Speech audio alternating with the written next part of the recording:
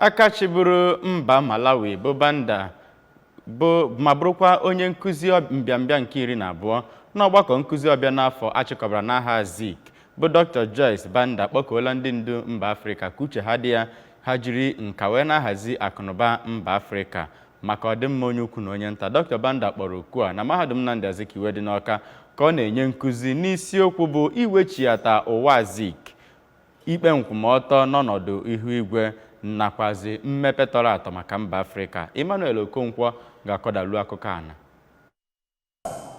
Ka ọ na-akọwa mkpa ndị ndu Afrịka dị gbasara onye ahụ nagoro mmụọ bụ Dọkịta Nnamdi Azikiwe, onye nke ọ kọwara dịka nnukwu nwoke megoro ọtụtụ ihe nyegara Naịjirịa nakwa mba Afrịka. Onye bụbugoro prezident nke ndị Malawi bụ Dọkịta Banda kọwapụtara na ihe na-echere ụmụ Afrịka aka mgba bụ wuruwuru nke ha na-eri, ma kọwaa na mba Afrịka bụ nke Chukwu ji akụnụba wee chọọ mma, ma gwa ha ka ha were ya bụ akụnụba wee mee ndụ ndị mmadụ ka ọ bụrụ ihe dị mma. Dọkịta Banda kpọkuru ụmụ Afrịka ka ha nye ụmụ nwanyị ohere iji webata ọlụ mmepe na mba Afrịka ma tinyekwa ha ihe gbasara ọnụ iru n'okwu, ma dụkwa gọọmenti Naịjirịa ka ha wepụtakwa ohere dị mma nyegara ndị ntorobịa iji kwụsị ịga obodo ndị iche iche ebe a na-emekpa ha emekpa. Onye gọvanọ nke Ọyọ steeti bụ Dọkịta Seyi Makinde